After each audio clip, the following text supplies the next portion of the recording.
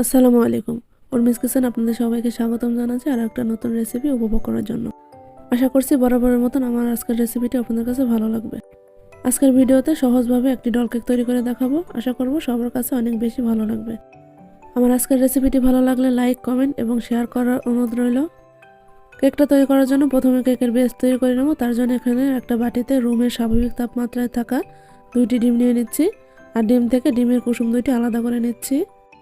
ডিম যদি ফ্রিজে থাকে সেই ক্ষেত্রে কেক তৈরির 1 ঘন্টা আগে ডিমগুলো ফ্রিজ থেকে বের করে রাখতে হবে। ডিমের কুসুম 2টি আলাদা করে নিয়ে তারপর আমি এখানে দিয়ে দিচ্ছি 1/2 কাপ পরিমাণ চিনি। আপনারা চাইলে ডিমের কুসুম এবং সাদা অংশ একসঙ্গে বিট করে নিতে পারেন, তবে আলাদা করে বিট করলে আমার কাছে মনে হয় কেকটা অনেক বেশি সফট হয়। আমি সবসময় ডিমের কুসুম এবং সাদা অংশ আলাদা করে তারপরে বিট করে নিই। তো এভাবে 5 থেকে 6 মিনিট বিট করে নিয়েছি। বিটারের স্পিড মিডিয়ামে রেখে আমি এইভাবে 5 থেকে 6 মিনিট বিট করে নিয়েছি আর এই পর্যায়ে ডিমের ম্যারাংটা ঠিক এরকম হয়েছে। আমি এখানে দিয়ে দিচ্ছি ডিমের কুসুম 2টি, সাথে দিয়ে দিচ্ছি 1 চা চামচ পরিমাণ চকলেট ইমানশন। এবার খুব ভালোভাবে বিট করে নিচ্ছি, সব কিছু একসঙ্গে খুব ভালোভাবে মিশিয়ে নিচ্ছি। আমি স্পঞ্জ কেকে কখনোই তেল ব্যবহার করি না, তবে আপনারা চাইলে এখানে 1 টেবিল চামচ পরিমাণ তেল ব্যবহার করতে পারেন। তো খুব ভালোভাবে মিশানো হয়ে গিয়েছে। এখন আমি বিটার কাটা 2টো সরিয়ে নিচ্ছি। বিটারে কাটা 2টো সরিয়ে নিয়ে এখন আমি শুকনো উপকরণগুলো অ্যাড করে দিব। তার জন্য একটা চালনি নিয়ে তার উপরে দিয়ে দিচ্ছি 1/3 কাপ পরিমাণ ময়দা, দিয়ে দিচ্ছি 1 টেবিল চামচ পরিমাণ কোকো পাউডার, সাথে দিয়ে দিচ্ছি 1 চা চামচ পরিমাণ বেকিং পাউডার আর স্বাদ মতন লবণ। এখন সবগুলো উপকরণ একসঙ্গে খুব ভালোভাবে চেলে নিচ্ছি। আর শুকনো উপকরণগুলো কিন্তু অবশ্যই চেলে ব্যবহার করতে হবে। শুকনো উপকরণগুলো খুব ভালোভাবে চেলে নিয়ে তারপর এখানে একটা স্প্যাচুলা দিয়ে আলতো হাতে একটু ঘুরিয়ে ঘুরিয়ে সময় নিয়ে মিশিয়ে নিতে হবে। এক পাশ থেকে আলতো হাতে ঘুরিয়ে ঘুরিয়ে এভাবে মিশিয়ে নিতে হবে।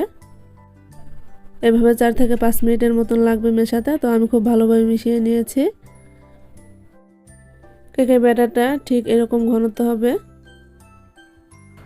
এখন আমি কেক মোল্ডটাকে রেডি করে নিব। তার জন্য আমি এই ধরনের একটা ডল কেকের মোল্ড নিয়ে নিয়েছি। যেহেতু এই কেকের মধ্যে কোনো বাটার পেপার তেমনভাবে বিছানো যায় না, এর জন্য আমি এখানে অল্প একটু তেল ব্রাশ করে নিচ্ছি। তারপর 1 টেবিল চামচ পরিমাণ ময়দা দিয়ে খুব ভালোভাবে কোট করে নিচ্ছি। এতে করে কেকটা খুব সহজেই মোল্ড থেকে বের হয়ে আসবে।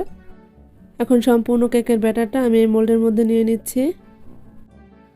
তো আমার রেসিপিগুলো যদি আপনাদের কাছে ভালো লেগে থাকে প্লিজ আমার চ্যানেলটিকে সাবস্ক্রাইব করে রাখবেন এই ধরনের নিত্য নতুন রেসিপি পেতে।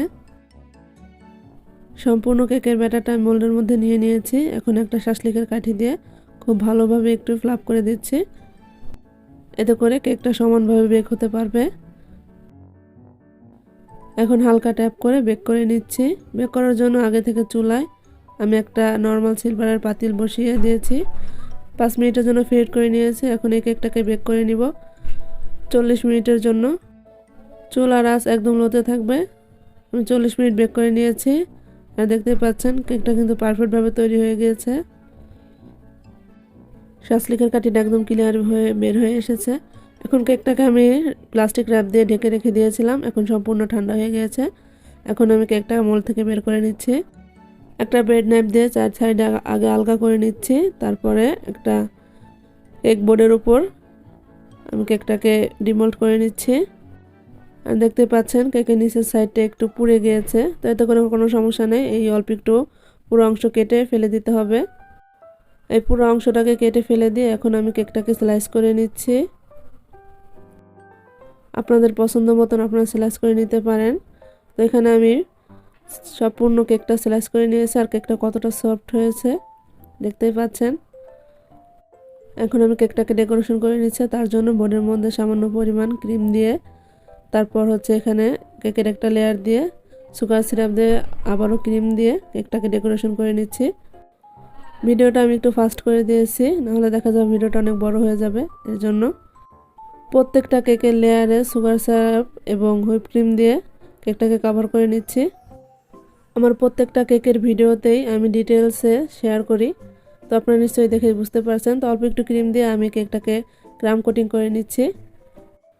তো ক্রাম কোটিং করে আমি 10 মিনিটের জন্য কেকটাকে নর্মাল ফ্রিজে রেখে দিয়েছিলাম। তো নর্মাল ফ্রিজ থেকে 10 মিনিট পরে বের করে নিয়েছি। এখন আমি কেকটাকে ডেকোরেশন করে নিব। ছোট একটা স্টার নজলের মধ্যে আমি এইভাবে 2 শেডের ক্রিম নিয়েছি। এভাবে একটু ফ্লোরাল ডিজাইন করে দিচ্ছি। তো আমি একদম অল্প সময়ে কেকটা তৈরি করেছি। তো আপনারা এর থেকেও ভালো করে ডেকোরেশন করে নিতে পারবেন। আসলে ডেকোরেশনটা আসলে প্র্যাকটিস এবং ধৈর্যের ব্যাপার। তো আপনারা এর থেকেও ভালো করে ডেকোরেশন করে নেবেন। তো এইভাবে একটা ডল আমি বসিয়ে দিচ্ছি। আর ডলটাকে আমি আগে থেকে ধুয়ে ক্লিন করে নিয়েছিলাম। তো ডলটার ড্রেস দিয়ে দিচ্ছি।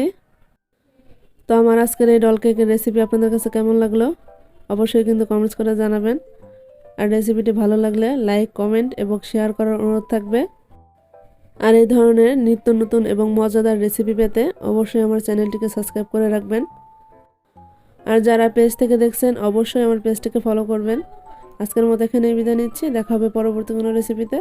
সেই পর্যন্ত সবাই ভালো থাকবেন, সুস্থ থাকবেন।